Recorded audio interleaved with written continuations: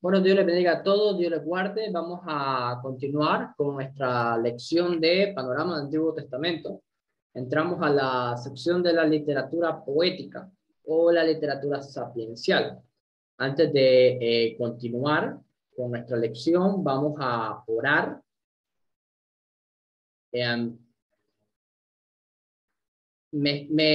Hermana, ya. No sabía si me estaba escuchando o no, porque no me aparecía la opción del micrófono. Vamos a orar y que sea el Señor guiando nuestro estudio del Antiguo Testamento. Padre que estás en los cielos, Señor, te damos honra, gloria y alabanza, Señor amado, esta noche, Señor. Te pedimos, Padre amado, que tú nos ayudes a entender tu palabra, a conocer más de tu palabra, Señor. Te honramos, te damos gloria y alabanza, Señor. Danos sabiduría y entendimiento, Señor, para que podamos aprender en el conocimiento de tu palabra y podamos vivir tu palabra, Señor, y predicar tu palabra, Padre. Te damos gracias, Señor amado, por tu amor y misericordia, en el nombre de Jesús. Amén y amén. Bueno, Dios le bendiga, hermano Gilson, buenas noches. Estamos Dios le en bendiga más, pastor. Proverbio. Buenas noches, hermano. Y bueno, el libro de Salmos es bastante conocido porque David escribió muchos de sus salmos. De la misma manera, su hijo Salomón escribió muchos proverbios y cantos. Primera de Reyes 4:32 dice que Salomón compuso 3,000 proverbios y 1,500 cantares, de los cuales no todos los tenemos disponibles. De todos los 1,500 cantares que compuso Salomón, solamente tenemos 2 salmos y un canto de amor. Quizás Dios quiso que tuviéramos el cantar de los cantares porque fue el primer canto de Salomón cuando su corazón y su amor todavía eran puros. Estudiaremos más acerca de esto cuando lleguemos al cantar de los cantares. Salomón reinó en Jerusalén aproximadamente desde el año 970 hasta el 930 a.C. Después de que Salomón fue hecho rey, Dios le permitió que pidiera un deseo. Entonces Salomón le pidió sabiduría. Salomón deseaba tener la capacidad de distinguir entre lo bueno y lo malo. Y Dios le dio un sabio corazón para discernir. Y esto era algo que yo estaba leyendo en un devocional, y el devocional decía lo siguiente: si Dios nos dijera, puedes elegir cualquier cosa que tú pidas y yo te la voy a conceder, ¿qué sería lo que pidiéramos si Dios nos ofreciera eso? Ese fue un buen pasaje para reflexionar de lo que hay en nuestro corazón. Salomón era rey y necesitaba sabiduría para poder hacer un buen trabajo. Llegó a tener más sabiduría que ningún otro antes o después de que él haya tenido. Gente de todas partes, incluso la reina de Saba, fue a visitarlo para oír su sabiduría. Ninguna pregunta era muy difícil para que el rey la contestara. Salomón no era el único sabio de Israel. Otros autores que se mencionan en Proverbios son Agur y Lemuel. Es posible que también haya habido otros autores, ya que Proverbios no nos dice la autoría de todos los proverbios que hay. Hay algunos que sí nos dan la paternidad, como por ejemplo el proverbio del rey Lemuel, del rey Lemuel. Pero hay otros que no. Fecha. La mayoría de los proverbios son del tiempo de Salomón, pero el libro entero de proverbios, como hoy lo tenemos, fue probablemente compilado durante el tiempo del rey Ezequías, alrededor de 700 a.C. Recordemos que Ezequías guió a la joven Judá a volverse a Dios. Este fue un rey espiritual que ordenó que se compilaran los proverbios de Salomón, entre otros. Miren.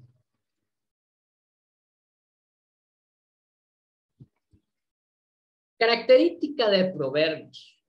La palabra hebrea mashal tiene diferentes significados.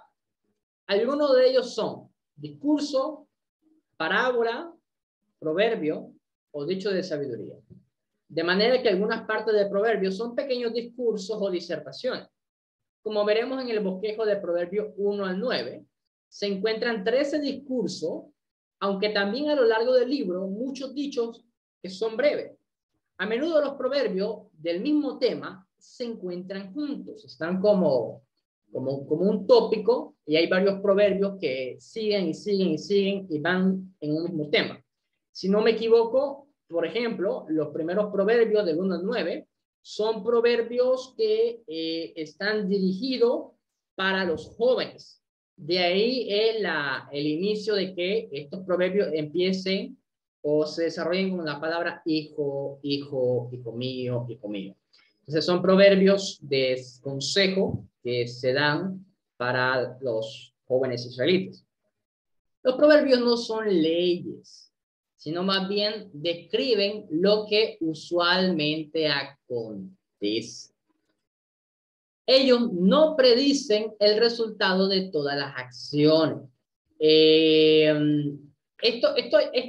Mire, esto es una pauta muy importante para interpretar los proverbios, porque, por ejemplo, hay un proverbio que dice, instruye al niño en su camino para que de grande no se aparte de él, ¿no? Y hay algunos expositores que han dado diferentes formas de explicar este proverbio, pero en la práctica, muchas personas que fueron instruidos en la palabra del Señor se apartaron. Entonces la gente espera a veces que los proverbios sean, como es palabra de Dios, sean como que esto dice la Biblia, entonces esto va a suceder tal como dice la Biblia, pero es que hay que entenderlo la forma en que la Biblia lo dice. Por ejemplo, hay un texto en el libro de Hechos que dice, cree en el Señor Jesucristo y serás salvo tú y toda tu casa. Amén. Lo hemos escuchado.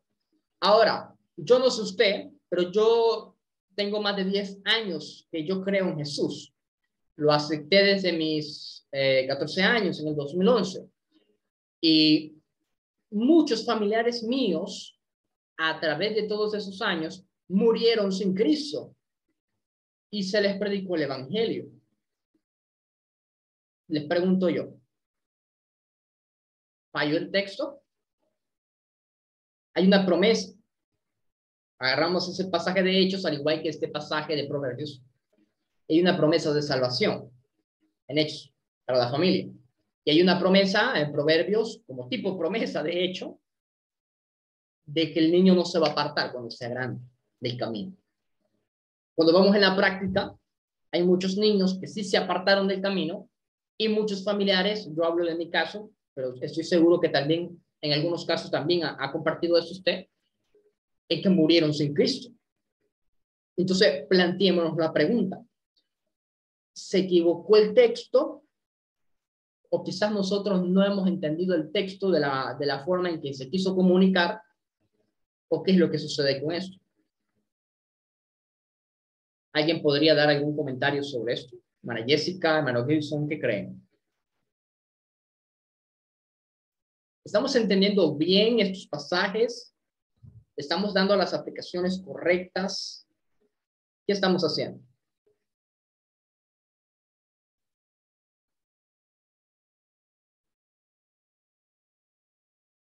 ¿Qué opina, hermano Gilson, sobre esto? Yo creo que, pastor, no le estamos dando la aplicación correcta. Por ejemplo, muchas veces cuando vemos que un padre de familia acepta al Señor, mayormente la familia inmediata, o sea, sus hijos y su esposa, también aceptan al Señor. Puede ser en ese contexto uno como padre, como cabeza del hogar, mayormente a veces cuando es la mujer, no necesariamente el esposo y los hijos, pero muchas veces cuando el hombre acepta al Señor, muchas veces la familia entera se entrega al Señor. Amén. ¿Y otras veces? No Otras pasa. veces no. Bien. Los proverbios, amado hermano, no son leyes, no son normas, que lamentablemente, con acercamientos inadecuados, la gente los ha tomado como una norma, y no son normas. Son cosas que describen lo que normalmente acontece, lo que puede acontecer. ¿Entienden? Ahora, ellos no predicen el resultado de todas las acciones. Tomar ciertos caminos trae buenos resultados y agrada a Dios, mientras que otros traen problemas y fracasos. Las personas que son sabias escogen sabiamente el camino que deben de seguir. independientemente de la situación. Los proverbios son admirados por personas de diferentes culturas debido a su breve declaración, las cuales son penetrantes, poderosas y sabias acerca de la vida. Son fáciles de memorizar y fáciles de aplicar. El justo aborrece la palabra de mentira, mas el impío se hace oído honra. En la parte más larga del libro, la mayoría de los proverbios tienen dos líneas que muestran contraste o comparación. Ejemplo, el hijo sabio alegra al padre, pero el hijo necio es tristeza de su madre. De más estima es un buen hombre que las muchas riquezas y la buena fama que la plata y el oro. Y así sigue. Algunos proverbios utilizan números. 6 cosas aborrece Jehová y aún 7 abomina su alma. Los ojos altivos, las lenguas mentirosas. Muchos proverbios enseñan que debemos confiar en el Señor. Otros proverbios son muy directos. Inclina tu oído y oye la palabra de los sabios y aplica a tu corazón sabiduría. No te afanes por hacerte rico, sé prudente y desiste. Ve a la hormiga o perezoso, mira sus caminos. Entonces, propósitos y el tema de proverbios. Hermana Jessica, sí. Dios les bendiga grandemente, ¿verdad? Me gozo mucho con estas clases. A veces, ¿verdad? Vemos actualmente muchos predicadores que, ¿verdad? Empiezan a predicar y utilizan mucho los proverbios para a veces hasta lastimar y que la gente entienda a su conveniencia, o sea, justificarse muchas cosas. Yo lo he visto, ¿verdad? Muchos predicadores que como que se van de la línea de lo que enfatiza los proverbios, y eso es un punto muy importante que usted está tocando ahí. Por ejemplo, mire, hermana Jessica, le voy a contar algo que para mí, que he trabajado bastante con los pastores, me preocupa demasiado. Por ejemplo, hay un texto en 1 o 2 de Timoteo acerca de los pastores que tengan en orden su casa. Amén. Y están estos pasajes de Proverbios, estudia el niño en su camino. Hermano, yo he contenido la cantidad de pastores que sus hijos no sirven a Dios. Así es. Y los criaron desde pequeño en la palabra de Dios. Entonces la gente agarra estos textos y dice, no, el pastor ni debería tener autoridad para predicar porque sus hijos son unos impíos. Y yo he visto personalmente que son pastores que, hermano, han llorado lágrimas para que sus hijos conozcan al Señor. Le han hablado, han hecho de todo.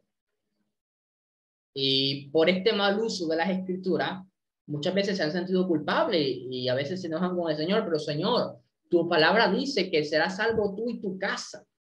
Entonces, mire, cuando una persona se convierte, hay puertas abiertas para la salvación. Hay puertas abiertas para que el Espíritu Santo opere en la vida. Hay puertas abiertas. Instruir al niño, a las personas en la palabra de Dios, hace cercano que ellos puedan permanecer en la palabra. Que aunque se aparten, ellos por lo menos tienen conocimiento del Señor. Pero ni el será salvo tú y tu casa, ni el tren en su camino, ninguno de estos pasajes tiene la intención de dar por sentado la salvación absoluta de las personas. No tienen ese propósito. ¿Por qué? Porque la salvación es personal. Cada uno de nosotros debemos de responder con responsabilidad al llamado de salvación. Por ejemplo, un hermano me comentaba el día de hoy que ha tratado de convencer o ayudar a algunas personas que sus hijos están apartados. Y vino un profeta de Dios, vino una persona y le predicó, Dios te promete que tu hijo va a ser salvo. Su hijo está perdido y ellos creen en la promesa y dice lo siguiente, yo no sé y no importa cómo esté mi hijo hoy, Dios me lo prometió que va a ser salvo y se va a salvar, no importa cómo esté. Le digo yo al hermano, miremos el caso de Saúl. Dios llama a Saúl. Recibe poder del Espíritu, recibe de todo. ¿Y qué hizo Saúl? Apartó. Se apartó. Entonces hay que entender que hay muchas cosas que son condicionales. La gente cree que... Yo le digo algo, hay un poco de calvinismo muchas veces en nuestras articulaciones de la fe y en nuestras interpretaciones bíblicas, por muy personas que creamos en el libro del albedrío. A ver, continuamos con Proverbios. Bueno, el propósito de Proverbios es transmitir sabiduría.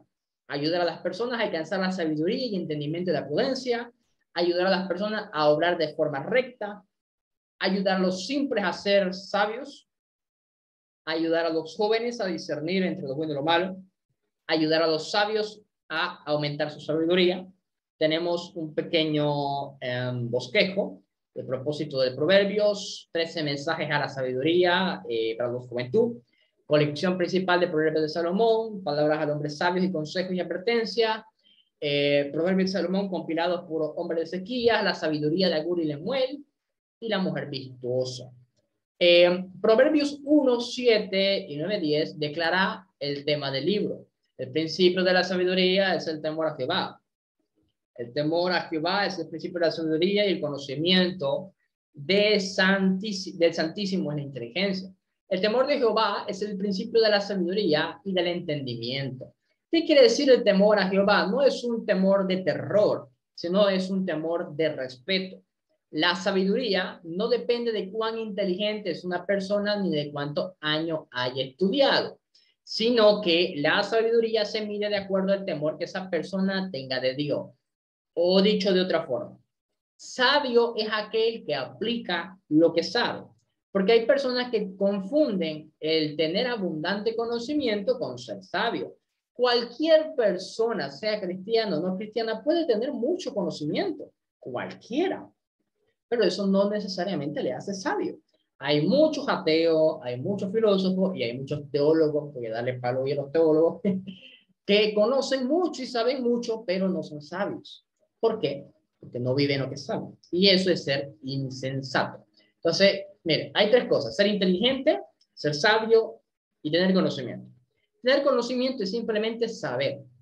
Adquirir conocimiento, sí, porque ser inteligente es la capacidad de adquirir de forma rápida y de tener comprensión más rápido de lo normal que las otras personas. Ser inteligente conoce y entiende un poco mejor y más rápido que las otras personas. Ahora, conocer y entender no es suficiente. Para llegar a ser sabio hay que aplicarlo. Entonces, si una persona tiene bastante conocimiento, estudia y entiende las cosas rápido y las vive, eso es ser sabio. Ahí está la persona sabia. Por eso se dice que para ser sabio se necesita el Espíritu Santo y el temor a Dios, porque para aplicar el conocimiento de las Escrituras necesitamos al Espíritu Santo. Sin él no vamos a poder hacerlo.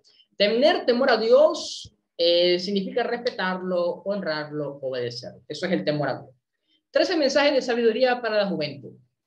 Los mensajes se van desarrollando por esta frase de hijo mío. Note que los 10 mensajes en esta sección incluyen esta frase. Oye y no desprecies los consejos de tu padre. Di que no y apártate de los pecados que te inciten a hacer maldades. Sométete a la sabiduría y el temor a Dios. Está atento a la sabiduría y a las virtudes. Discierne la naturaleza y los beneficios de la verdad de la sabiduría. Valoren la sabiduría como un tesoro. Sigue el camino de la sabiduría. Sobre toda cosa guardada, guarda tu corazón. Aléjate de la mujer extraña y alégrate con la mujer de tu juventud. Evita salir desfiador de otros. Evita la pereza y el engaño. Vuelvo a repetir, aléjate de la mujer extraña. Presta atención a la sabiduría, la cual clama a voces como una persona. Escoge sabiduría y desecha la insensatez. Hay una colección, aunque esta sección no contiene tantos versículos agrupados en un mismo tema, algunos temas sí se repiten. Es bien cierto que Dios tiene el control del ser humano, Él tiene el cuidado de los justos en el tiempo de prueba. Dios da bendiciones y riquezas. ¿Ves? Proverbios 16. Hay bendiciones sobre la cabeza del justo, pero la boca de los impíos oculta violencia. La bendición del Señor es la que enriquece y no añade tristeza. Alarga la vida de las personas. Dios ve todo lo que la gente hace, sabe sus motivaciones, por tanto, asolará la casa de los soberbios. La gente hace planes para el futuro, pero es el Dios que dispone sus pasos. El Dios quien atribuye a los que hacen mal. Dios es el que da victoria en la batalla. Los sabios no actúan como necios, sino que evitan caer en iniquidad, malicia, pereza, orgullo, engaño y crueldad. Los sabios temen a Dios y andan en sus caminos. Sus días son alargados y bendecidos. La genuina sabiduría lleva a las personas a una buena relación con Dios y con las demás personas. Entonces, a veces hay una idea de que sabio es aquel que lee muchos libros, que tiene bastante conocimiento. No, eso no es sabio. Ha habido gente con muchos libros, muchos conocimientos que son necios. Por eso a veces la gente confunde una cosa con la otra. Las palabras de los hombres sabios, consejos y advertencias. Esta sección es más bien una serie de leyes que de proverbios. Muchos párrafos comienzan con no, en tono de advertencia. No robes al pobre. No te entremetas con el iracundo. No te afanes por hacerte rico. No rehuses a corregir al muchacho. No tengas envidia de los pecadores. No te regocijes cuando cayere tu enemigo. Confía en Dios.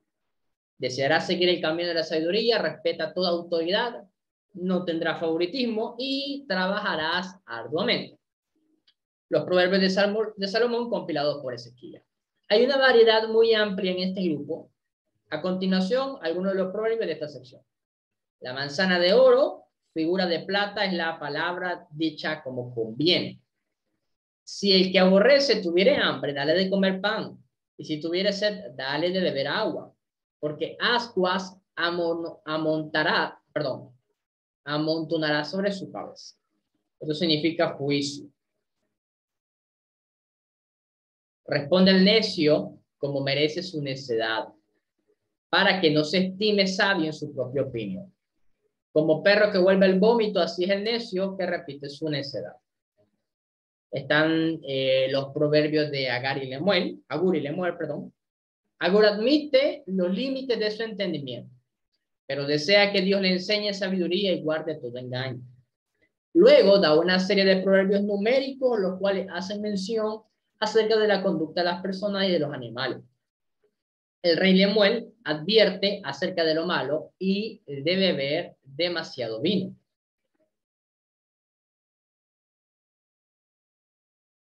Algunos creen, según leí por ahí, que Lemuel es el mismo Salomón.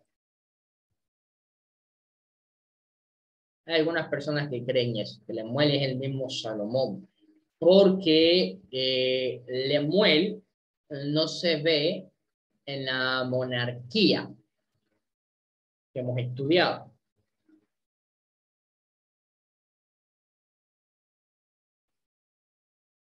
Algunos dicen que es otro rey, otros afirman que es Salomón. Es un misterio. Denle bebida fuerte al que está pereciendo y vino a los amargos del alma. Que beba y se olvide de su pobreza y no recuerde más su aflicción. Abre tu boca por los mudos, por los derechos de todos los desdichados, abre tu boca y juzga con justicia.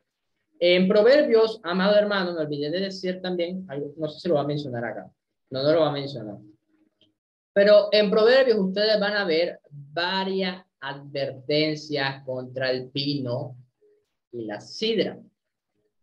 Ahora, ¿por qué se dan estas advertencias? Vamos a ver. Les quiero explicar esto. Vino. Vamos a leer algunos proverbios sobre el vino. Hay unos dos. Entonces tus graneros se llenarán de abundancia y tus lagares rebosarán de vino nuevo. Porque comen pan de maldad y beben vino de violencia. Ha preparado su alimento, ha mezclado su vino y ha puesto también su mesa. Ven, come de mi pan y bebe mi vino que me he mezclado. El vino es provocador, la bebida fuerte alborotadora, y cualquiera que con ellos se embriague no es sabio. El que ama el placer será pobre, el que ama el vino y los ungüentos no se enriquecerá. No estés con los bebedores de vino ni con los comidos de carne. De los que demoran mucho con el vino, de los que van en busca del vino mezclado. No mires al vino cuando rojea, cuando resplandece la copa, entra suavemente. No es para reyes, o Lemuel, no es para reyes el beber vino, ni para los gobernantes desear bebida fuerte. Denle bebida fuerte al que está apareciendo y vino amargado del alma. El tomar vino, por ejemplo, Proverbios 3:10. Honra al Señor con todos tus bienes y con todas tus primicias y de todo tu fruto. Entonces tus graneros se llenarán de abundancia y tus lagares se rebosarán de vino. La mayoría de los proverbios mencionan al vino de manera negativa. Este proverbio y otros pasajes lo ponen de manera positiva. La mayoría de los proverbios son advertencia al exceso del vino. ¿Por qué? Porque el vino de los judíos es un vino que tiene cierto grado, de alcoholismo, ¿no? Por el tema de que los añejan y eso lo puede. Lo digo porque algunas personas leen proverbios y van a ver que la Biblia habla bastante sobre el vino. Creo que hay algunos proverbios que hablan de la sidra. A ver. No. Por lo menos creo que no en esta traducción. A ver. Entonces, hay varios estudios sobre el tema del vino y la sidra, el tema del alcohol. Nosotros no creemos en tomar nada de esto, por específicamente más que todo y esencialmente el tema del mal testimonio. Recordemos que en Latinoamérica el tomar es algo se ve mal, no es signo de conversión. Pero en el antiguo Israel, en el tiempo antiguo y aún en los días de Jesús, esto del vino era algo bastante común, un detalle cultural. Algunas personas lo han agarrado, ese tema cultural perteneciente a los judíos, para justificar en algún punto su deseo por el alcohol, pero no es algo que podamos aplicar a la actualidad.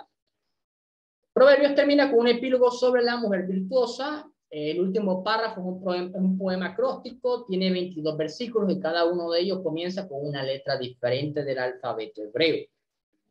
Este pasaje describe la virtud y la belleza interior de una mujer que teme a Dios, la cual es sabia, generosa y trabajadora. Es una mujer excelente y un maravilloso regalo de parte de Dios. Este poema final cae perfectamente como un epílogo o una conclusión del libro de Proverbios. ¿Por qué? Porque la familia tiene realmente un lugar importante en los Proverbios. Desde los comienzos, la familia fue algo importante en Israel. El libro de Proverbios saca a la luz, advierte y condena los pecados que finalmente llevan a la destrucción de la familia. Entonces, si usted va a predicar o dar una enseñanza sobre la familia, del libro de Proverbios va a tener bastante material. Es por ello que el libro de Proverbios termina alabando a la mujer, que se caracteriza por sus buenas cualidades. Principios que se pueden aplicar al día de hoy. El temor de Dios es lo primero, el primer paso es a la sabiduría. Dios creó el mundo y lo sostiene de acuerdo a sus principios sabios. Los necios rechazan a Dios en sus caminos, pero los sabios confían en Dios. Dios nos ha dado parámetros para relacionarnos unos con otros. Una persona sabia los tendrá muy en cuenta. Algo que me gusta de Proverbios, particularmente a mí, son los principios que tienen en cuanto a la relación en comunidad de una y otra persona. Hasta este punto, ¿alguien tiene alguna pregunta sobre Proverbios?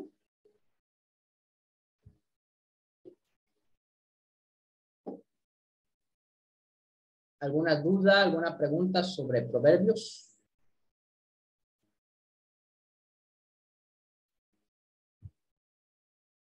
Bien. Si no hay pregunta, continuamos. Eclesiastés. Bueno, Eclesiastés es un libro muy interesante. Este libro contiene muchas declaraciones negativas acerca de la vida. Como resultado, muchos dudan de su importancia, pero no todo el libro es negativo. Tiene varias declaraciones sobre lo que es bueno para nosotros. La gente debe tener temor a Dios. Todo lo que es bueno viene de Dios. El autor contrasta dos temas difíciles: lo inútil y lo bueno. Sabe que la vida tiene cosas temporales, que eso es lo que significa vana o vanidad, significa temporalidad, que son cosas que un tiempo están y el día de mañana no están. Pero también sabe que existen valores que sí le dan sentido a la vida. El autor alienta a los lectores a discernir entre lo que realmente vale la pena y aquello que no es más bien que vanidad de vanidades. Eclesiastés muestra el vacío que ocasiona vivir de acuerdo a la sabiduría humana y la búsqueda del sentido de la vida sin tener en cuenta a Dios. Es decir, Eclesiastés plantea algo que se llama una crisis existencial. ¿Alguien sabe lo que es una crisis existencial?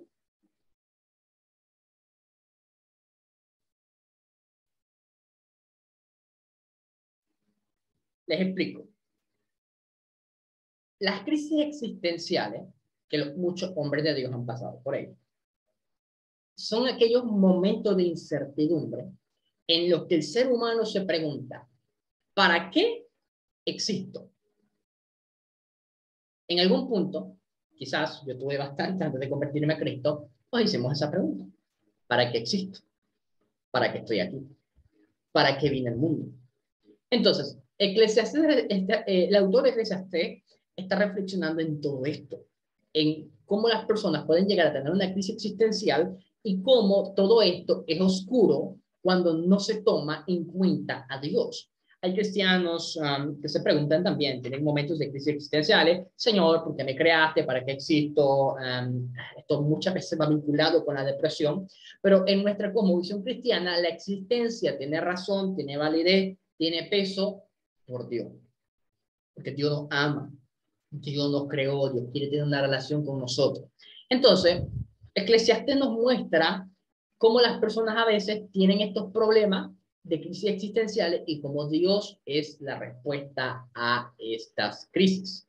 En el original hebreo, el título de este hebreo es Kohelet, que significa uno que llama a un grupo de personas para que se reúnan y así poder hablarles. Hay versiones de la Biblia que traducen Kohelet como maestro o predicador. Recordemos que la Septuaginta, la traducción al griego de las escrituras en hebreo. En la versión de la Septuaginta, la traducción del vocablo Kohelet es el griego Eclesiastés. La palabra griega en el Nuevo Testamento, que se traduce como iglesia, que es eclesia, se refiere a un grupo de personas o una asamblea que ha sido convocada. De manera que el nombre de Eclesiastés proviene del idioma griego y significa uno que convoca a un grupo de personas para hablarles. Autor y fecha. Hay por lo menos 5 razones por las cuales creemos que fue Salomón. Hay muchas personas que tampoco no creen que fue Salomón, pero nosotros creemos que sí. El autor dice que es hijo de David, quien era el rey de Jerusalén. Se refiere a sí mismo como el gobernante más sabio de Jerusalén. Su reinado fue famoso por sus riquezas. Escribió muchos proverbios. La tradición judía sostiene que Salomón fue el autor. El predicador, además de ser sabio, enseñó también sabiduría al pueblo y reflexionó, investigó y compuso muchos proverbios. Hoy estaba hablando, hice una pequeña transmisión en mi Facebook personal, en cómo la investigación ha sido parte del trabajo de escritura de los autores bíblicos. Y aquí me confirma un poquito más en que también el autor de Eclesiastés, parte de su reflexión, el momento de escribir, el momento de ser inspirado por el Espíritu Santo, la parte investigativa también fue un papel importante. Todo lo mencionado anteriormente apunta a Salomón como el autor. Por otro lado, su nombre no aparece en Eclesiastés, como sucede en Proverbios y en Cantar de los Cantares. ¿Por qué? Es posible que alguna otra persona después de Salomón compilara Eclesiastés en su forma presente. Recordemos que Salomón escribió la mayoría de los proverbios, pero los varones de Ezequías fueron los que más tarde recopilaron los escritos en un libro. Salomón era el hijo de David que gobernó sobre Jerusalén. En ocasiones convocó a Israel para hablarles al pueblo. Es por eso que reconocemos que Salomón es el autor de Eclesiastés, quien probablemente haya escrito el libro muy poco antes de su muerte, alrededor del año 1930. Algunos comentaristas sugieren que Salomón como que se siente y reflexiona al final de su vida. Después de haber sido un hombre muy sabio, después de haber cometido varios errores, él como que se siente y reflexiona y dice, al final, el vino, las mujeres, riqueza, la sabiduría, el conocimiento, al final todo esto es algo temporal. Y lo que importa es temer a Dios. Incluso, creo que leamos directamente un poquito el final de Eclesiastés. El predicador trata de encontrar palabras agradables y de escribir correctamente las palabras de verdad. Las palabras de los sabios son como aguijones y como clavos bien clavados de los maestros de estas colecciones dadas por un pastor. Pero además de esto, hijo mío, estate prevenido. El hacer muchos libros no tiene un fin. Demasiada dedicación a ellos fatiga el cuerpo. La conclusión, cuando todo se ha oído, es esta: teme a Dios y guarda sus mandamientos, porque en esto concierne toda persona, porque Dios traerá toda obra a juicio junto con todo lo oculto, sea lo bueno y sea lo malo. Y esto es una muy buena reflexión y un buen mensaje para todos los que nos dedicamos a la labor de estudiar y enseñar. Después de tantas posiciones teológicas, después de estudiar tanta teología, después de leer tanto, aterrizamos un momento y concluimos. Estamos haciendo nuestra parte, estamos estudiando la escritura, estamos aprendiendo y no vamos a dejar de aprender, no lo vamos a saber todo, pero al final del día todo lo que estamos aprendiendo es para temer a Dios y para estar más cerca de Él, para vivir en obediencia. De mi propósito. El tema del libro aparece 2 veces, vanidad de vanidades, dijo el predicador, vanidad de vanidades, todo es vanidad. Salomón descubrió que la vida sin Dios es vacía. De nada sirve y que tampoco tiene sentido. La palabra vanidad de vanidades aparece unas 36 veces en el libro. En las escrituras hebreas, la frase Eclesiastés 1:2 dice, vanidad de vanidades es literal. Este estilo de composición tiene como objetivo resaltar algo que es lo máximo en su categoría. Es como que dijéramos en español, no voy a decir más mejor porque tengo entendido que está mal, pero creo que es válido decir lo mejor de lo mejor. Yo a veces utilizo esa expresión cuando me refiero a algún libro. Mira, este es el mejor de los mejores libros que hay sobre este tema. Entonces, el autor está enfatizando eso. De lo temporal, de todo lo que hay, al final todo sigue siendo temporal. Por ejemplo, el lugar santísimo era el lugar más santo en el templo. El Cantar de los Cantares era uno de los cantos más grandiosos. El Rey de Reyes quiere decir que es el rey más grande. Y vanidad de vanidad significa entonces que lo más vano, sin sentido que pudiera haber, es vivir sin Dios. La tradición judía dice que Salomón escribió Cantar de los Cantares en sus años de juventud, cuando estaba en la época de amores, Proverbio a la mitad de su vida, que es cuando él destila toda esa sabiduría, todo eso que él recibió de parte de Dios, y Eclesiastés viene siendo como el aterrizaje, viene siendo como ver en retrospectiva toda su vida, todos sus errores, todas sus fallas, y reflexionar en qué es lo más importante. Algo que quizás no tiene nada que ver con esto, pero algo que ayuda bastante, hermano, en la vida cristiana y que a mí particularmente me ha ayudado, es que hay momentos en el caminar con Dios en que debemos de sentarnos, leer la Biblia un rato y orar. Y ver hacia atrás todo lo que hemos hecho en el Señor. Sé que mayormente la gente lo hace esto para fin de año, pero creo yo que no es necesario que sea fin de año para hacer esto. Y pensar, ¿qué es lo más importante que he estado haciendo? ¿A qué he estado dedicando mi vida? Los tiempos de reflexión, Salomón creo yo que lo está haciendo al final de su vida, pero creo que es importante tener periodos de reflexión y ver qué es lo que estamos haciendo.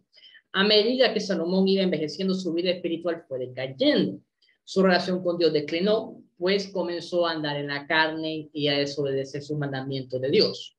Sus esposas extranjeras lo arrastraron a adorar ídolos, lo dominaron en cierto punto, lo manipularon en cierto punto. Al final de su vida, Salomón se dio cuenta en que la búsqueda de placeres y dinero no conducía a la felicidad.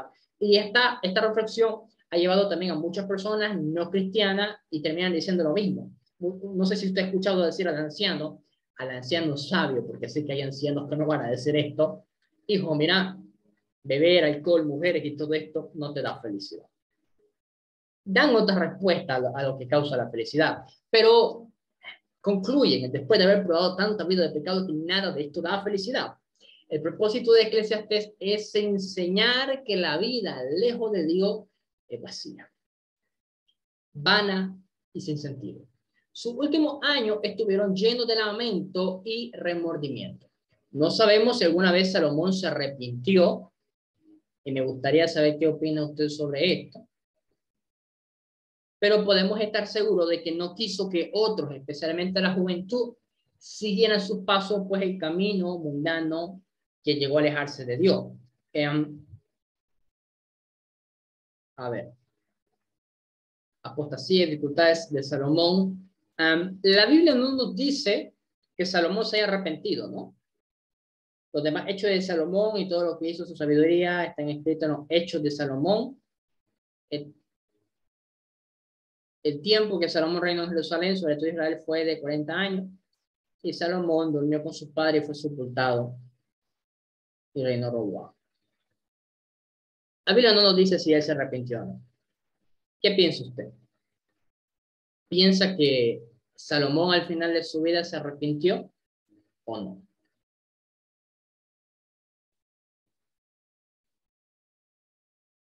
¿Qué creen ustedes? Yo pienso que si Eclesiastés fue escrito por Salomón, esto de acá es una evidencia de algún aspecto de arrepentimiento. Si no fue Salomón, y me gustaría dejarlo como en el caso de Hebreos, que es una incógnita, hay bastante evidencia, pero preferiría personalmente dejarlo como una incógnita, como el autor de Hebreos. Pero si fue Salomón el que escribió esto, creo yo que es una evidencia de arrepentimiento. Si no fue Salomón, solamente diría que el Señor sabe. Explicación del bosquejo. El problema presentado es que la vida sin Dios no tiene sentido. Salomón perdió la alegría de vivir. Para él la vida perdió su brillo y encanto. Se dio cuenta de que su vida había sido un derroche de tiempo y esfuerzo. Y nos dice que la vida sin Dios es monótona y vacía. Note la frase, debajo del sol. Esta frase se repite 28 veces, debajo del sol. Es un contraste con más allá del sol. En Eclesiastés, los que viven debajo del sol son aquellos que se enfocan solo en las cosas de este mundo. Su vida no tiene sentido. Aquellos que quieren encontrarle sentido a su vida deben de buscar a Dios más allá del sol. Tenemos un bosquejo de cómo se va desarrollando Eclesiastés. Probó en la sabiduría. A ver, en esta sección describe la vida de Salomón y como alguien que buscó satisfacción en todas partes. Ok. ¿En qué buscó satisfacción? Número 1. Buscó satisfacción en ser un hombre sabio. Probó diversión. Probó el vino. Propuse en mi corazón agasajar mi carne con vino y que anduviese mi corazón en sabiduría, con retención de la necedad, hasta ver cuál fuese el bien de los hijos, de los hombres, en el cual se ocuparon debajo del cielo todos los días. Pero el vino no satisface, así lo describe Salomón. El vino es escarnecedor, la sidra alborotadora, y que cualquiera que por ello yerra no es sabio. Probó el trabajo, probó el dinero, probó las mujeres. Salomón afirmó que no encontró ni siquiera una mujer justa entre 1000 de ellas, que mi alma está todavía buscando, pero no ha hallado. He hallado un hombre entre 1000, pero no ha hallado mujer entre todas estas.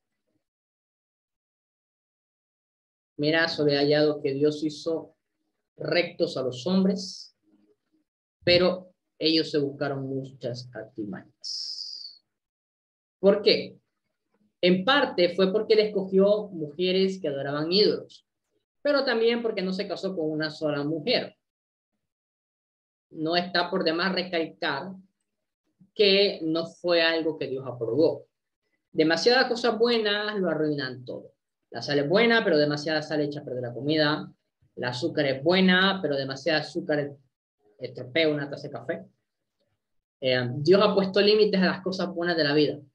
Y cuando vamos más allá de estos límites, destruimos nuestra capacidad de disfrutar las cosas. Una vida feliz mantiene un equilibrio entre el trabajo, el descanso, el estudio, la devoción y la riqueza. Aún entre la alegría y la tristeza. Por ejemplo, Proverbios habla del tema de la fatiga, de estudiar muchos libros, de leer muchos libros, y algunas personas han tomado este texto, esta frase para decir, mira, Eclesiastés dice que ¿para qué tanto estudio? ¿Para qué vas a estar estudiando? Mejor hay que orar, hay que buscar al Señor. Pero es que realmente, mire, yo le soy sincero, si usted como estudiante, que eso le ha pasado a varios universitarios de la Biblia, paran leyendo libros, estudiando, y de todo lo que usted aprende, no toma un espacio para orar, especial. No se trata solamente de conocer más acerca de Dios, se trata de hablar con Él. Cuando estudiamos, leemos la Biblia, leemos libros, y sobre que a mí me encanta estudiar, aprendemos a conocer más de Dios. Amén. Pero al fin de esto es poder llegar a un punto a hablar con Dios. También hay mucha gente que para hablando con Dios, para orando y no se preocupa por conocerlo más a través de su palabra, a través de ciertas cosas. Entonces, Eclesiastés nos está mostrando la importancia de una vida balanceada. Seguimos leyendo. Salomón probó la fama del mundo. Nada de esto le dio satisfacción. La palabra aflicción de espíritu aparece 9 veces en el libro. Salomón buscó y buscó para nada. Puedes dejar a Dios para lo último, trae aflicción de espíritu. Solo Dios puede satisfacer nuestra vida. Recuerde que cuando le damos la espalda a Dios, también estamos desechando la verdadera felicidad. Algo que yo he aplicado cuando hablo con las personas que se han apartado del Señor, yo les pregunto, mira, ¿sos feliz? ¿Fuiste feliz? ¿Probaste el pecado? ¿Hiciste lo que hiciste? ¿Fuiste feliz? Y todos me han dicho que no. Por eso la felicidad está en el Señor. Comentario acerca de los tiempos. El tiempo es algo muy importante. Hay un tiempo bueno, hay un tiempo malo para cada cosa. Hay comentarios acerca de la sociedad. Recordemos que Salomón está concentrado en la vida debajo del sol. Entonces, debajo del sol y sin Dios, perdón. De manera que dice, los oprimidos no tienen consuelo sin Dios, mientras aquellos que sí tienen a Dios obtienen consuelo de parte de Él. Los muertos son más felices, que aquellos que viven debajo del sol. Y aquellos que nunca nacieron están mejor todavía que aquellos que murieron o que viven debajo del sol. Entonces, remarcamos, vivir debajo del sol es una expresión que enfatiza la vida sin Dios. Es mejor tener un amigo que estar solo. Fíjese que esto es cierto, ya sea para creyentes o no creyentes. El muchacho sabio será despreciado algún día y el rey viejo podría llegar a ser un necio. Comentarios acerca de la adoración y la riqueza. Cumpla con sus votos y promesas que le hace a Dios, pues Dios juzga a aquellos que le prometen algo y después no cumplen su palabra. Esto también se enfatiza en el Nuevo Testamento. Aquellos que prometen seguir a Jesús deben obedecerle, pues de lo contrario Dios los disciplina. Y aplica también a nosotros, amado hermano. Algo que a mí me molesta es que me prometan algo y no lo vayan a cumplir. Yo prefiero que a mí me digan, Joel, mira, no estoy seguro. Puede que sí, puede que no. Mano, yo me quedo tranquilo si me dicen eso. Porque puede que sí, puede que no. Pero si a mí me dicen, Joel, te lo prometo, te lo aseguro, te doy mi palabra y no lo cumplen, yo digo eso. ¿Para qué prometer si no cumplís? ¿O para qué prometer algo, amado hermano, si usted no está seguro de que pueda cumplir con su palabra? Es algo muy importante y aplica al Señor, aplica a nuestras relaciones personales, aplica a muchas cosas. Por eso es que hay sabiduría en estos escritos. Hay proverbios acerca de la sabiduría y Eclesiastés. Fíjense cuántas veces aparece la palabra mejor. La sabiduría favorece a aquellos que la poseen, pero aún los sabios y los justos les llega su día. La sabiduría fortalece al sabio más que 10 poderosos que haya en una ciudad. Deberíamos ignorar algunas de las cosas que la gente habla.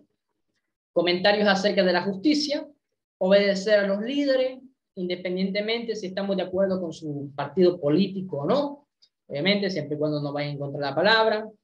Todo acontece de la misma manera a todos. Un mismo suceso ocurre al justo y al impío, al bueno y al limpio, al no limpio, al que sacrifica y al que no sacrifica. Me volví y vi debajo del sol, dice el autor, que ni de los ligeros la carrera, ni la guerra de los fuertes, ni aun los sabios, ni el pan, ni de los prudentes la riqueza, ni de los elocuentes el favor, sino que tiempo y ocasión acontecen a todos. Conclusión. Eclesiastés 12 del 1 al 8 es un poema acerca de la vejez. La juventud es maravillosa, pero todos vamos a envejecer. Nuestra visión se apaga, nuestras piernas se vuelven temblorosas, perdemos la audición, los hombres fuertes se encorvan, comemos menos carne, pues perdemos gran parte de nuestra dentadura, nuestro cabello se vuelve blanco o se decolora. Salomón explicó acerca de la vida debajo del sol, de lo cual es vivir sin Dios. Una vida vacía, vana y sin sentido es un desperdicio de tiempo. Vivir sin Dios es aflicción de espíritu. Como dijo Agustín, un predicador africano, el corazón no haya descanso si no se encuentra en Dios. Salomón es un ejemplo de alguien que perdió su vida tratando de encontrarla. La verdad que el caso de Salomón, hermano, es bastante triste porque él empieza bien. Realmente, él empieza bien, tiene un encuentro con Dios, Dios le da sabiduría, pero toma las decisiones equivocadas. Y ese es el punto, tomar decisiones equivocadas trae consecuencias reales. Fue otro hijo de David que nos enseñó a cómo encontrar. Jesús vino para que pudiéramos tener vida en abundancia.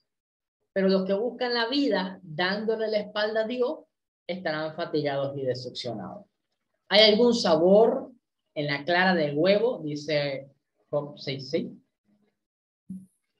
¿Puede engordar una oveja en el desierto? Asimismo, todos los caminos que están apartados de Dios conducen a la desilusión, pero la bendición de Dios es la que enriquece y la que no añade tristeza con ella. Principios que se aplican al día de hoy. La satisfacción no viene de la sabiduría ni de los placeres o de la riqueza de este mundo.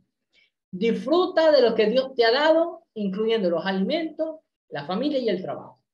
Sobre todas las cosas teme a Dios y obedece sus mandamientos, pues Él nos va a juzgar luego de que haya pasado toda la vida debajo del sol. Concluimos con esto. Cantar de los cantares. Rey de reyes significa el rey más grande. De la misma manera, cantar de los cantares significa el canto más grande. Los judíos honran el cantar de los cantares como el más brillante canto nupcial que jamás se haya escrito. ¿Qué significa nupcial?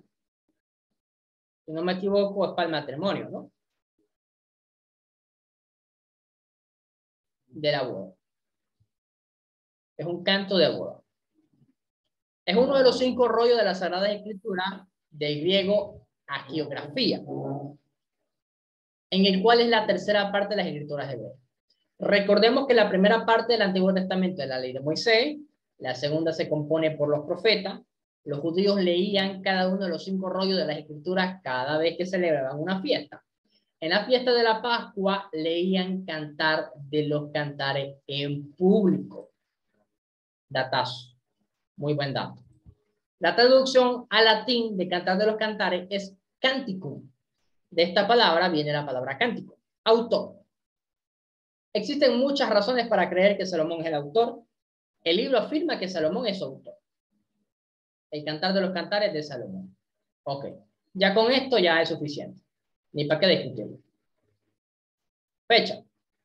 Bueno, es más probable que Cantar de los Cantares haya sido escrito alrededor del año 960.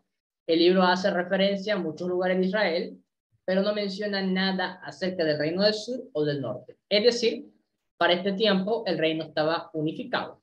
Posiblemente Salomón lo escribió en los primeros años de su reinado, en mucho tiempo antes de tener 70 esposas y 300 concubinas. La pregunta que surge es, ¿tenía Salomón 70 reinas y 80 concubinas en el tiempo que escribió el libro?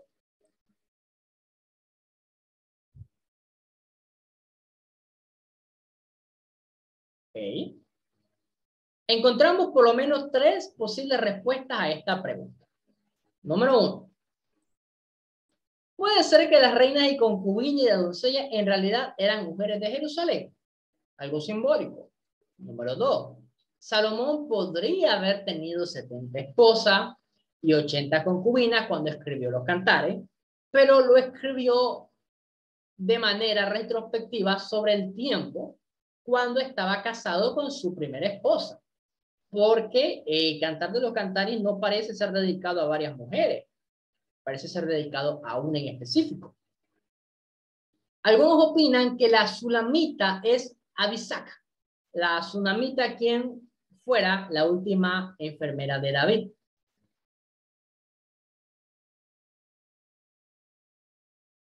Abisac, la Sunamita.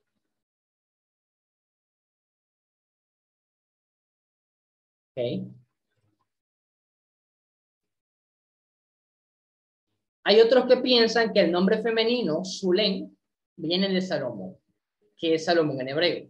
Es importante destacar que tanto Sulén como Salomón tienen su origen en la palabra hebrea Shalom, que significa paz. Dios le puso a Adán y a su esposa el mismo nombre. Perdón, Dios le puso a Adán y a su esposa el mismo nombre. Así también pudo haber sido el rey y su novia eran llamados Salomón y Sulén, que son dos formas de un mismo nombre. Salomón podría haberse casado con la Sunamita en su juventud y haberse permitido seguir viviendo en su pueblo natal. Luego podría haber presentado delante de otras mujeres con quienes también se casó. Una tercera posibilidad es que por razones políticas Salomón se haya casado con muchas mujeres antes de conocer a la Sunamita. Pero fue esta última jovencita campesina quien le enseñó a Salomón el verdadero amor. Como usted puede ver, amado hermano, este pasaje se presta a opciones interpretativas que de alguna u otra manera tenemos que hacer conjetura, porque el texto no lo deja claro. Interpretaciones sobre el libro de Cantar de los Cantares, ya que, bueno, cuando leemos Cantar de los Cantares, para algunos no parece una literatura espiritual, ¿ya? Vamos a ponerlo así. Al principio los judíos no consideraban ningún significado escondido en Cantar, sino que más bien pensaban que era un libro que se trata de la belleza del amor sexual en el matrimonio. En el huerto del Edén, antes de que el pecado entrase al mundo, Dios creó a Adán y Eva. Ellos no se avergonzaban, estaban desnudos todo el tiempo. Dios vio que todo lo que había hecho es bueno. De la misma manera, el libro de Hebreo describe el matrimonio como algo honroso y habla también de la pureza en el hecho matrimonial. De manera que para los israelitas, Cantar de los Cantares celebraba el amor de un esposo y una esposa. ¿Qué quiere decir esto? El amor sexual entre un hombre y su esposa es un don de Dios. El gozo físico y emocional en el matrimonio fue una idea de Dios, es decir, las relaciones sexuales fueron creación de Dios, pero el hombre fue el que las permitió. Por lo tanto, los judíos leen Cantar de los Cantares en cada celebración de Pascua y alaban a Dios por el gozo de amor matrimonial. El Cantar de los Cantares no es un libro, perdón, no es el único libro de la Biblia que habla de los asuntos relacionados al sexo. La Biblia condena el pecado sexual de Sodoma y Gomorra, incluye leyes acerca de las relaciones sexuales, condena expresamente el pecado de David con Betsabé, habla en contra de los pecados sexuales en el templo de Balaam, exhorta a los jóvenes a alejarse de las mujeres rameras. En contraste a todo ello, y ese es un punto, la Biblia tiene varios pasajes que hablan de aspectos negativos de la sexualidad. Y a veces nuestra predicación, discipulado, consejería, solo enfatizamos el aspecto negativo, porque en algún punto quizás es algo como de tabú dentro de la iglesia hablar en un aspecto positivo de las relaciones sexuales, porque bueno, la gente piensa mal. ¿Y sabe cómo se llama eso? Además, eso se llama malicia, y la malicia es pecado. Ser ingenuo, que es no ver mal en ningún lado, es malo, y ser malicioso también es malo, pecado. Entonces, cuando nos acercamos a Cantar de Cantares, hay muchos intérpretes que no quieren ver nada sexual en el texto y toman Cantar de los Cantares como si fuera una alegoría del amor de Dios con Israel, del amor de Cristo hacia la iglesia, y en algún aspecto, en algún punto, hay principios que quizás puedan relacionarse de eso.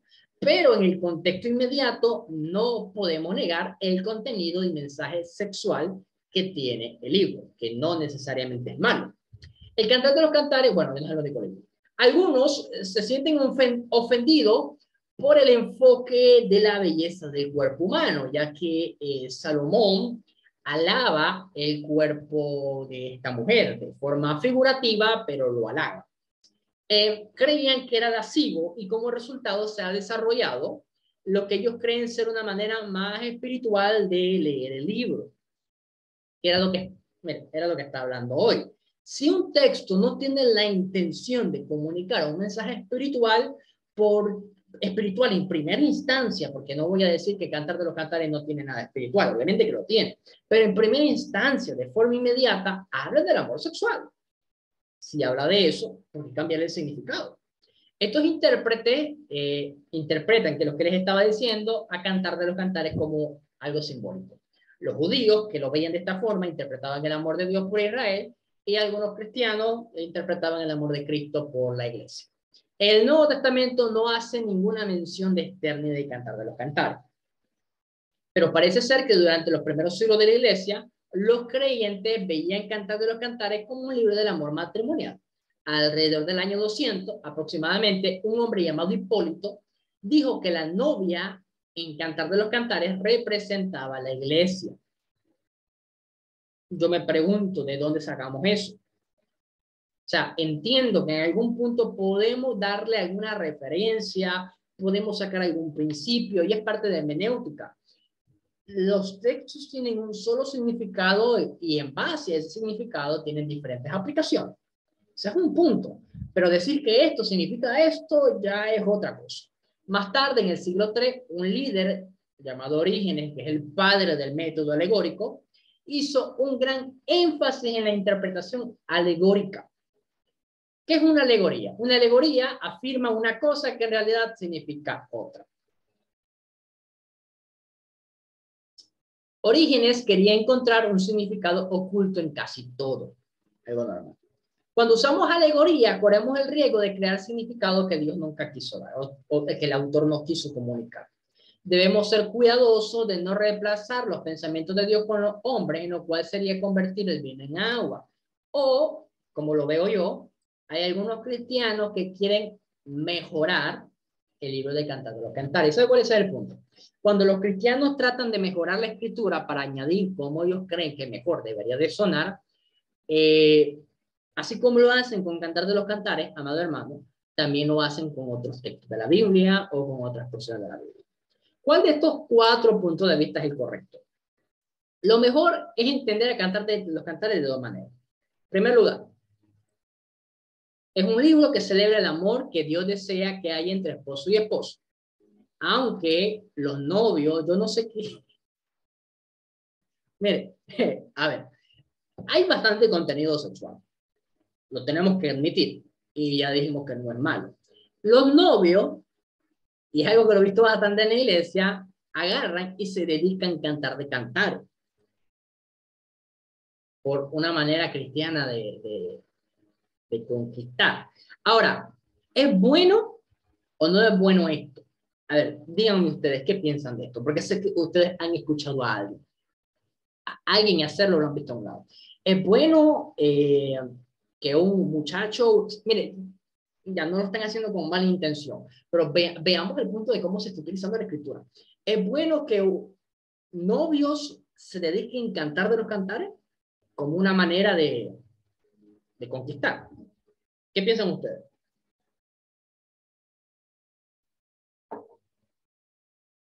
Hermano Gilson, hermana Jessica, ¿qué piensan? Pastor, disculpe, ¿cómo que se dedica al libro? Ya, pasa que cuando hay 2 parejas de novios, el muchacho le dice a la muchacha, te dedico a Cantares 3, capítulo 3. Okay.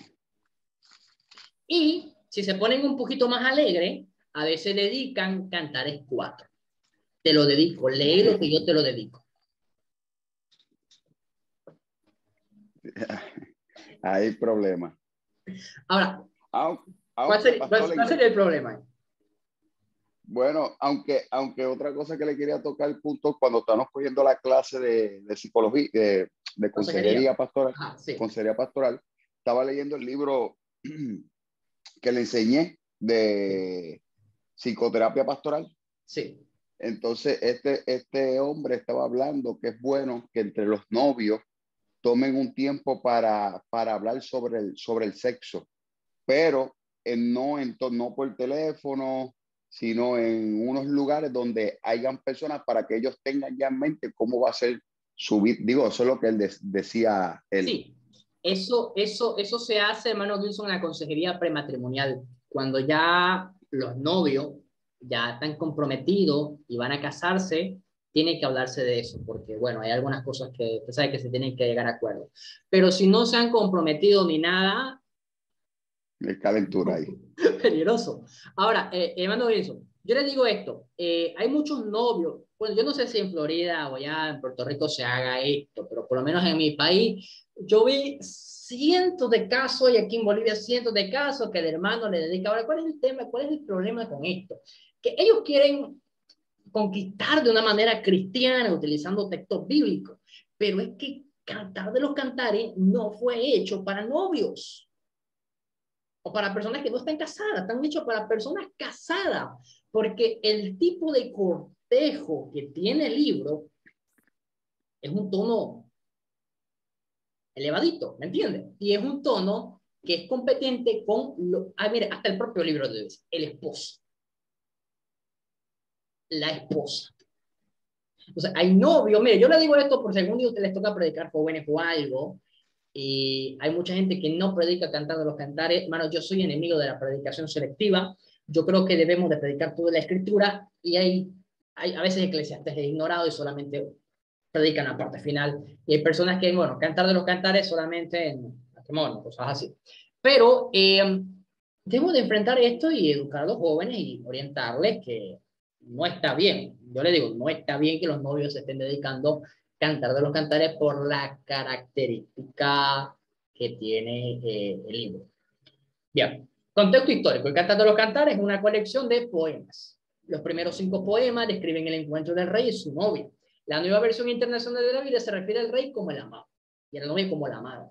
Los 5 encuentros y poemas están escritos en un tono romántico. Hay romance. Pero estos 5 encuentros no ocurren todos en un mismo lugar, sino que la acción, los escenarios, las referencias en los poemas van cambiando de lugar a otro. En el primer poema hace referencia por lo menos a 4 lugares, donde estaban las hijas de Jerusalén, la viña de la novia en su casa, el lugar de Salomón apacentando su rebaño, y el lugar donde estaba la casa y el reclinatorio del rey. Las hijas de Jerusalén probablemente sean jóvenes que asistieron a la boda, ya fuera como cantante o futuras novias. Hagamos una comparación con el tema de las 10 vírgenes. Segundo poema. Comienza en la hermosa casa de la novia, aunque Cantares 3 parece referirse a Jerusalén. Observe que los poemas primero, segundo y quinto terminan con las mismas palabras. Que no despertéis ni hagáis velar el amor hasta que quieran. Y yo les digo algo, el amor matrimonial, el amor es espiritual. El amor es algo que Dios da. El tercer poema, el trasfondo podría ser en Jerusalén. Cuarto poema parece ser una referencia a Jerusalén. Quinto poema, otra ciudad. Sexto poema no describe ningún encuentro, pero fíjense que comienza de una manera muy similar al tercer poema. ¿Quién es esta que sube del desierto? Lenguaje. El Cantar de los Cantares utiliza muchas comparaciones para describir el cuerpo humano, el amor y las relaciones íntimas. Este tipo de poesía es muy común en Israel y en Oriente. Bosquejo.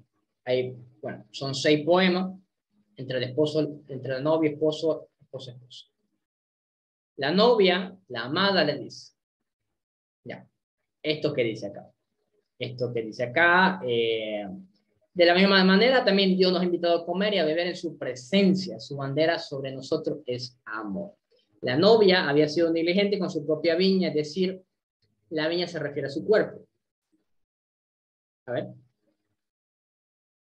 No se fijen que soy morena porque el sol me ha quemado. Los hijos de mi madre se enojaron conmigo, me pusieron a guardar la viña, pero mi propia viña no guardé. Entonces yo lo leo y honestamente yo pienso en una viña y en un huerto. Yo pienso en un huerto de uvas, honestamente. Pero por lo visto no se está refiriendo a eso. Búsqueda y encuentro entre los enamorados. A primera vista, Salomón se dirige hacia el pueblo rural donde ella vivía y le hace un llamado a pasar tiempo junto a él. Cuando él se va, ella comienza a soñar con él y va buscando de noche. Finalmente logra encontrar su amor y no puede soportar estar sin él.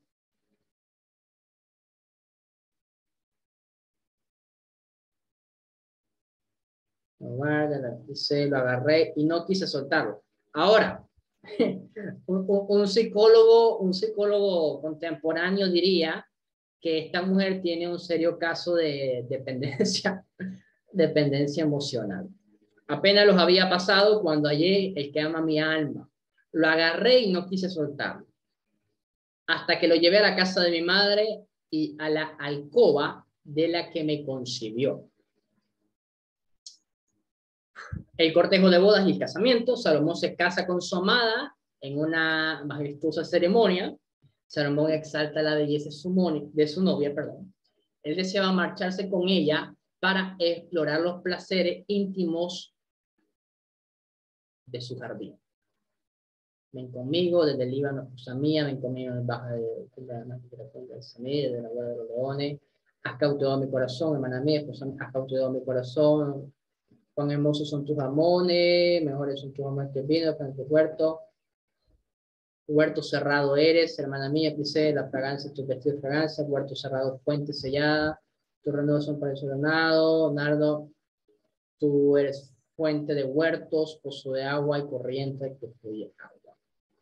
Entonces él desea marcharse para explorar. Bueno, ella acepta su amor y entonces él entra a su jardín. Despierta viento al norte, hagan que mi huerto exhale fragancia, que se esparza en su jardín. Entre mi amado en su huerto y coma sus mejores frutas. Bastante fuerte. Era muy común entre los amantes llamarse el uno del otro hermano en la poesía de Oriente.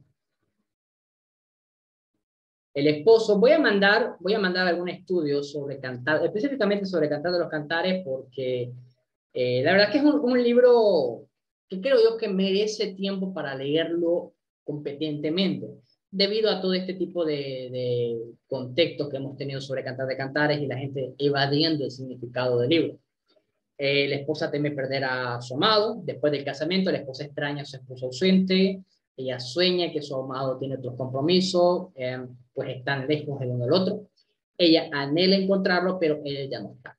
El único que siente que puede hacer es cantar canción de alabanza.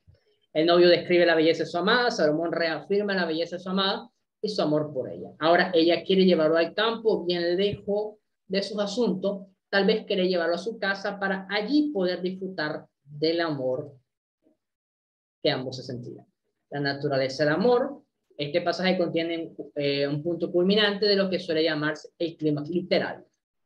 El Cantar de los Cantares se escribió con la finalidad de celebrar una boda. El libro enfatiza aspectos físicos y emocionales en el matrimonio. Hay otros libros poéticos que también enfatizan acerca del plan de Dios de que el hombre ame a una sola mujer. Por ejemplo, Proverbios 5:15 al 23, que tiene un lenguaje bien parecido a Cantares. Efesios añade más luz al tema y nos enseña que un esposo debe amar a la mujer de la misma manera en que ama su propio cuerpo y también debe de cuidar de ella como Cristo tiene el cuidado de su iglesia. Entonces, aquí sí hay comparativa directa de Cristo, aquí es lo apropiado. Además, otro libro de la Biblia relacionado al amor con la obediencia y la verdad, otro libro de relación el amor con la obediencia y la verdad. Principios de Cantar de los Cantares que aplican el día de hoy. El amor sexual entre esposo y esposa es parte del maravilloso plan de Dios. El amor alaba la belleza del que ama. El amor matrimonial hace posible que los esposos se satisfagan sus necesidades el uno al otro. El amor es algo que se da y no puede exigirse ni comprarse. ¿Alguna pregunta del libro de Cantares, amado hermano? Pastor, disculpe, tengo un problema, aunque yo sé que eso a lo mejor se habla del mes que viene, en la clase de hermenéutica, ¿es la que viene? Sí. Por ejemplo, yo he usado Cantares 5 para dar un ejemplo de la iglesia y de que cuando Cristo venga. Y del que no está preparado, ¿cómo se puede quedar? ¿Sería incorrecto usar ese Cantar de los Cantares capítulo 5 para eso? Es que, mire, usted lo lee, a ver, lo voy a leer en voz alta, ¿ya? He entrado en mi huerto, hermana mía, esposa mía. He recogido, ¿usted tomaba todo el capítulo 5 o tomaba alguna cita específica? No, alguna cita específica, creo, del 2 en adelante. Bueno. Yo dormía, pero mi corazón velaba. Sí, yo dormía, pero mi corazón velaba. Bueno, usted se da cuenta y lo que uno puede hacer es una comparativa. Eso es lo que uno puede hacer. Que eso no está mal necesariamente, que en eso yo estoy de acuerdo, que comparemos el amor matrimonial en algún sentido, no completo, obviamente, porque no es el mismo, pero que comparemos. Hacer comparaciones respetando el propio texto no está mal. Entonces, la cuestión es cómo vamos a hacer la comparación, porque la esposa, bueno, desea estar con su esposo. Si vamos a decir, la esposa del pasaje, así como la mujer desea estar con su amado, así nosotros debemos anhelar estar con Cristo, no hay nada de malo, porque estamos comparando una cosa con la otra de forma correcta. Ahora decir que este texto habla del arrebatamiento, habla de la venida del Señor y habla de todas esas cosas, ahí ya es arrancar todo el contexto que tiene el texto, porque no habla de eso. Usted puede leerlo con calma y la verdad que es fuerte. Cantares 5 habla de varias cosas que yo le aseguro que no tienen que ver con la venida del Señor. La comparativa es válida, pero yo sugeriría utilizar pasajes que están un poquito más relacionados con el tema. No está mal, pero pueden haber mejores pasajes que pueden tener el mismo fin. ¿Me entiende, hermano Gilson? Correcto. Hablando del próximo curso, el próximo curso de hermenéutica no es la hermenéutica convencional que se estudia en los institutos. Esta se llama hermenéutica especial. ¿Qué quiere decir? Vamos a estudiar géneros literarios directamente. Normalmente en la hermenéutica general se estudian principios generales, como estudiar los diferentes contextos y todo. La hermenéutica especial estudia cómo debemos acercarnos a este tipo de literatura y cómo la debemos interpretar. Panorama del Antiguo Testamento hemos visto superficialmente algunas cosas, en cómo el género influye al momento de entender el texto, pero este curso de hermenéutica ella especializado y dedicado a eso. Y bueno, es de Antiguo y Nuevo Testamento. Cubre bastante. El día martes, en la clase grabada, ya vamos a empezar en la parte del profetismo. Vamos a hablar de los profetas, en este caso, en el tiempo del Imperio Asirio. Así que de aquí en adelante ya nos dedicamos a todos los libros de los profetas. Hay buenas tablas y nos va a ayudar a entender cómo debemos acercarnos a los libros proféticos, cómo interpretarlos. Y bueno, vamos a estudiar a Jonás, a Amós, a Osea. Es una muy buena oportunidad para muchos creyentes y muchos que van a estudiar, van a seguir estudiando, para leer estos libros, porque hay ese problema, hermano. Como son libros pequeños y no entendemos lo que están hablando, los saltamos a veces y no los estudiamos. Entonces, este es el momento y la oportunidad para estudiar. ¿Alguna otra pregunta?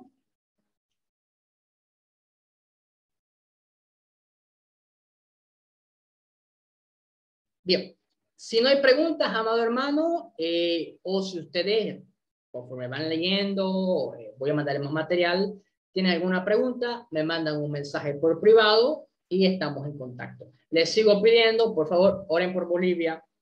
Aquí nada que se está solucionando, todo se está poniendo más feo y nada. Lo único que podemos hacer como iglesia es seguir orando y que Dios mueva su mano. Así que, bueno, eso es todo. Dios les bendiga, amado hermano. Dios les guarde. Bendiciones. Que tengan muy buen descanso. Buenas noches. Dios les bendiga. Dios le bendiga más, pastor.